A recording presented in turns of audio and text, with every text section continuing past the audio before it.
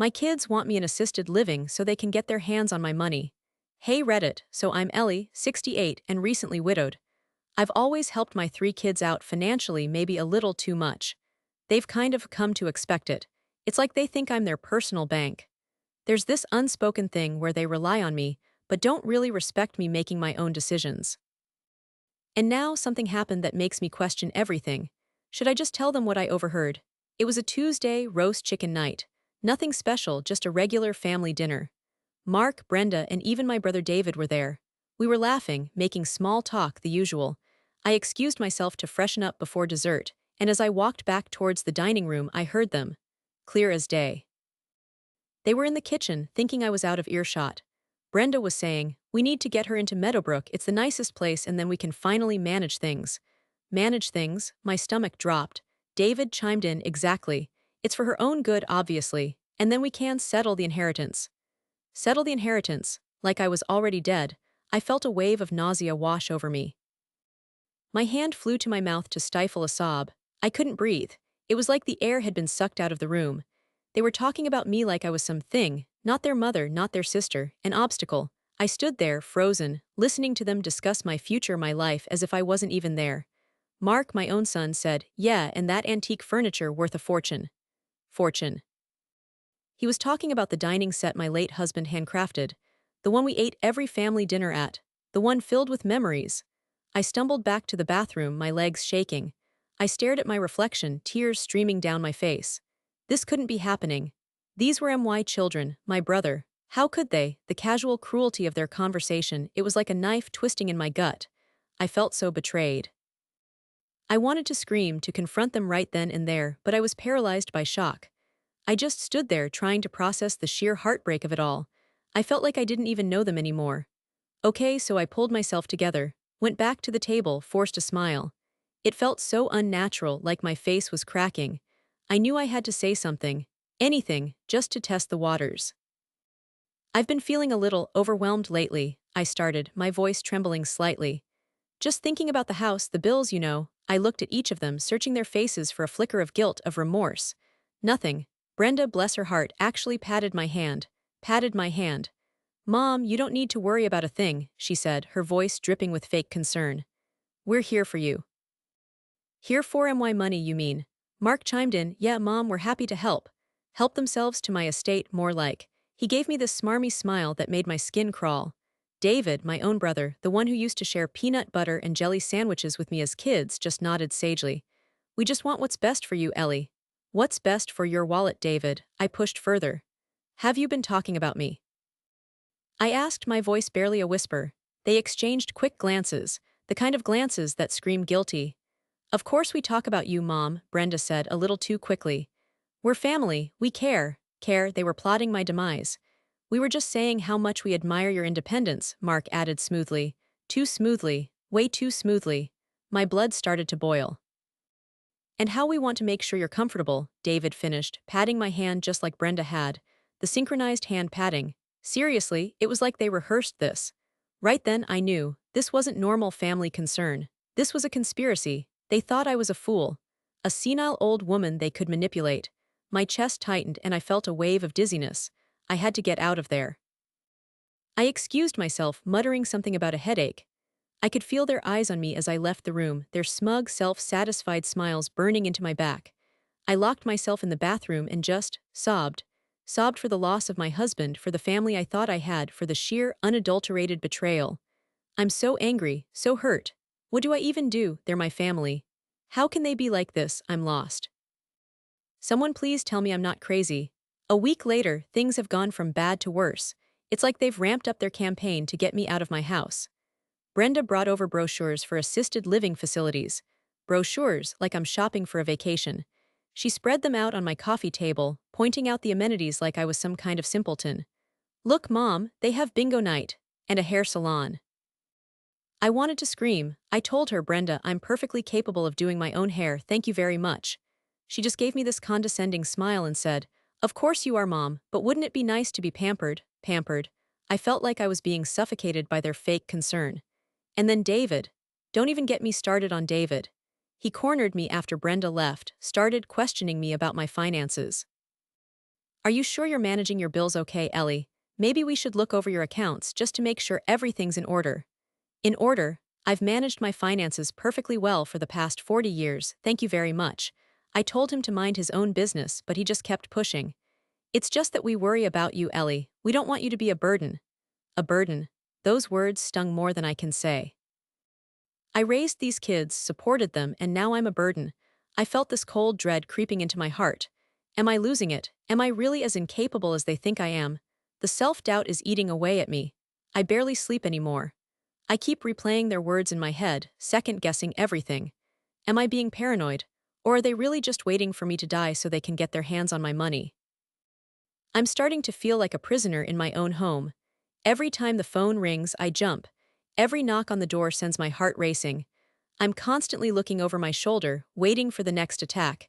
This isn't a way to live. I need to do something. This morning, Brenda called again.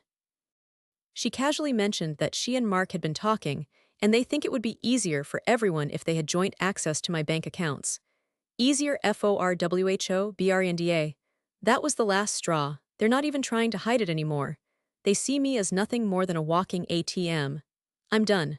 I'm going to fight back. I'm going to protect myself. They may be my family, but I won't let them bully me into giving up everything I've worked for. I don't know where to start. I feel so alone.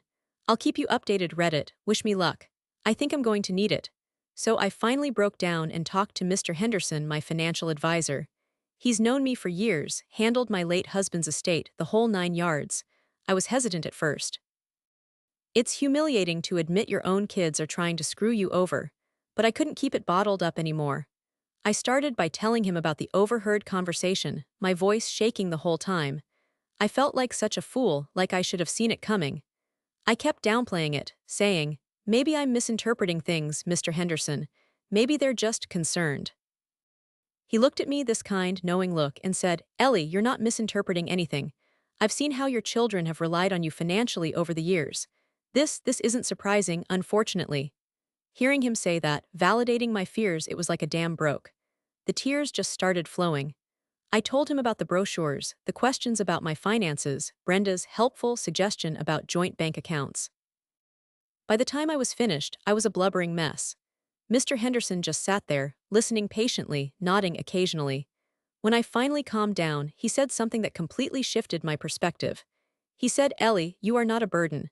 You are a strong, independent woman who has worked hard her entire life. You deserve to enjoy your retirement in peace, without being harassed and manipulated by your own family."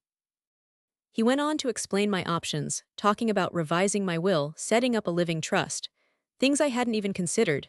He said, "You have the power to protect yourself, Ellie. You can decide who benefits from your hard work and generosity." It was like a weight had been lifted off my shoulders. I wasn't crazy. I wasn't being paranoid. I was being taken advantage of. And I finally had someone in my corner, someone who believed me, someone who was willing to help. Leaving his office, I felt a surge of something I hadn't felt in a long time. Hope. I'm still scared, still heartbroken, but I'm not helpless. I'm going to fight back. Brenda called again this morning. I was already on edge, barely sleeping, jumping at every little noise. I saw her name on the caller ID and my stomach clenched.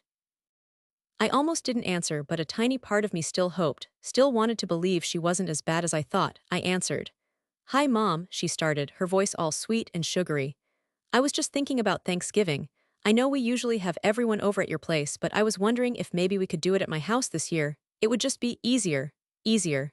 That word again. Easier FORWHO, Brenda. I should have hung up right then, but she wasn't finished. "And speaking of easier," she continued, her voice dropping to a conspiratorial whisper. "Mark and I were talking, and we were thinking, wouldn't it be simpler if we had access to your bank accounts? You know, so we can help manage your expenses. That way you wouldn't have to worry about anything." Access to MY bank accounts. Simpler, the sheer audacity of it. It was like a slap in the face. All pretense of concern, of filial love just evaporated. They weren't even trying to hide their greed anymore. They wanted my money, plain and simple.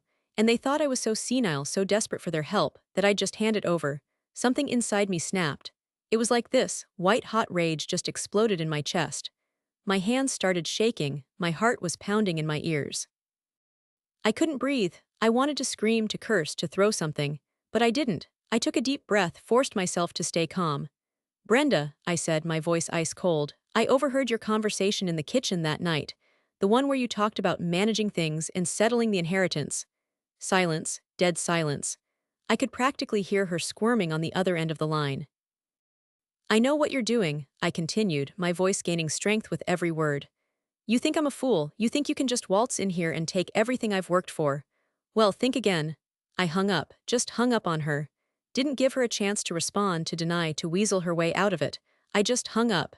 And in that moment, everything changed.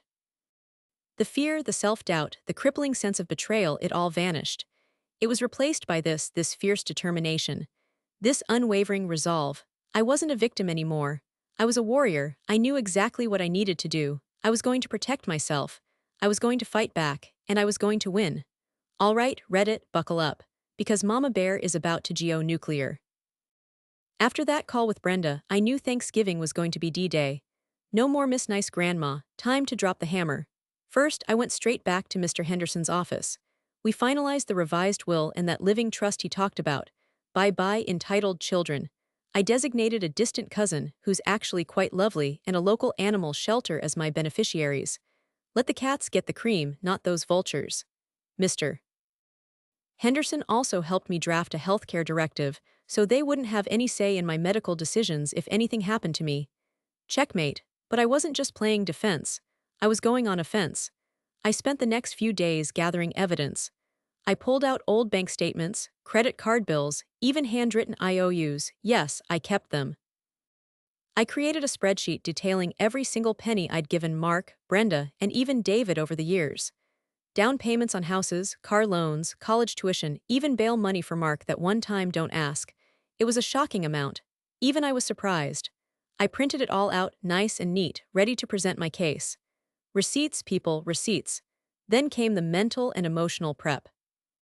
This wasn't just about money, it was about family, about betrayal, about respect.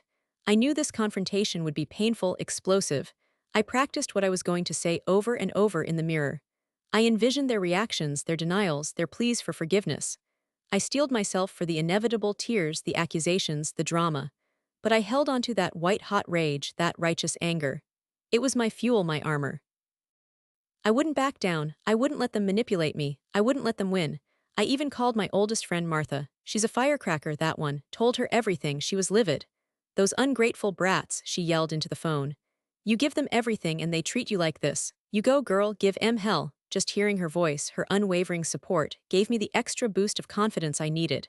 So yeah. I was ready. Thanksgiving was coming and they were about to get a serving of truth they'd never forget. Stay tuned, Reddit. The fireworks are about to begin. Okay, Reddit, here's how it all went down. Thanksgiving dinner itself was tense, like a coiled spring waiting to snap. We ate, we made small talk, but the air was thick with unspoken words, with guilt and resentment. My mother, Carol, was there too, bless her heart. She's 87 and sharp as a tack. I hadn't told her what was going on, didn't want to upset her, but I knew she'd be my witness. After the meal, I cleared my throat. Everyone, I said, my voice surprisingly steady, I'd like to talk, in the living room. Mark, Brenda, and David exchanged nervous glances. They knew something was up. Even Carol looked a little apprehensive. We gathered in the living room. I took a deep breath and plunged in. I've updated my will and healthcare directives, I announced, placing the documents on the coffee table. I've taken steps to ensure my wishes are respected and my independence is protected. Brenda scoffed. What's that supposed to mean? It means, I said, my voice rising slightly, that I'm not going anywhere. Not into an assisted living facility, not into your clutches. Their faces went pale. Mark started to sputter. Mom, that's not fair, we're just trying to help. Help yourselves to my money, you mean, I retorted, pulling out the spreadsheet. This, I said, holding it up, is a detailed account of every single dime I've given you three over the years. Down payments, car loans, tuition, even bail money, Mark. Their jaws dropped. They stared at the spreadsheet like it was a venomous snake. Where did you, how did you? Brenda stammered. I overheard your conversation in the kitchen, I said, my voice hard. The one where you talked about managing things and settling the inheritance. You thought I was deaf, senile, a pushover. Well, I heard everything. The color drained from their faces. David looked like he was about to be sick. Mark just stared at the floor, shamefaced. Brenda, ever the drama queen, burst into tears. Mom, that's not how it was. We were just worried about you. Worried about my money, you mean, I corrected her. You were planning my future without me, treating me like an object, not your mother. My mother, Carol, spoke up then. I'm ashamed of you, she said, her voice trembling. Ellie has always been there for you, and this is how you repay her. This is disgusting. Having my mother's support, her disgust mirroring my own, it was powerful. That was the turning point. The power dynamic shifted. They realized I wasn't the frail old woman they thought they could manipulate. I was in control.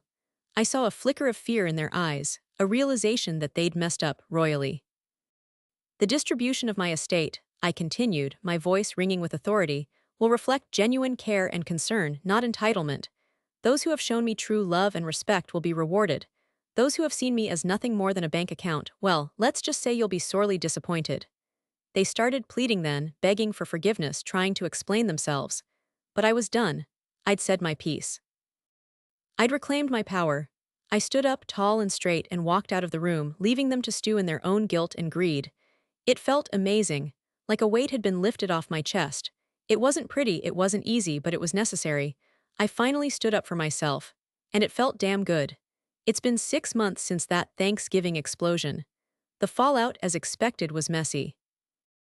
Mark and Brenda went into full damage control mode, leaving tearful voicemails, sending apologetic texts, even showing up at my door with flowers and apologies. It all felt hollow, performative, like they were more upset about being cut out of the will than about actually hurting me. I kept my distance. There were periods of no contact, punctuated by these superficial attempts at reconciliation. It's strained, to say the least. I'm not sure if we'll ever have the same relationship again. And honestly, part of me doesn't even want to. David, my own brother, vanished, completely ghosted me. Haven't heard a peep from him since Thanksgiving. It stings, but it also confirms what I already knew. His concern was all about the money, shame on him. My mother, Carol, has been my rock. She was appalled by their behavior and fully supported my decision. We talk almost every day now, and she's become my fiercest protector. Having her on my side has meant the world. The biggest change has been in ME. I'm not the same person I was 6 months ago. I'm stronger, more assertive, less willing to be a doormat. I've realized that I spent so much of my life prioritizing my children's needs, their happiness, that I completely neglected my own. I allowed them to take advantage of my generosity, to treat me with disrespect. No more. I've started focusing on myself, on what makes me happy. I joined a book club, started volunteering at a local soup kitchen, highly recommend, by the way it's incredibly rewarding, and I'm even planning a trip to Italy with Martha. I'm living MY life on my own terms. Forgiveness, that's a tough one. I don't know if I'll ever truly forgive Mark and Brenda. The betrayal runs deep. But I've learned that forgiveness isn't about them, it's about me. It's about letting go of the anger and resentment so I can move on with my life. I'm working on it. Slowly. This whole experience has been a huge wake-up call. It's taught me the importance of setting boundaries, of protecting myself, of prioritizing my own well-being. It's also shown me the true meaning of family. It's not about blood, it's about love, respect, and support. And sometimes, the people you least expect are the ones who truly have your back. So Reddit, has anyone else gone through something similar? How did you handle it? Any advice on navigating these tricky family dynamics? I could use some wisdom from the internet hive mind.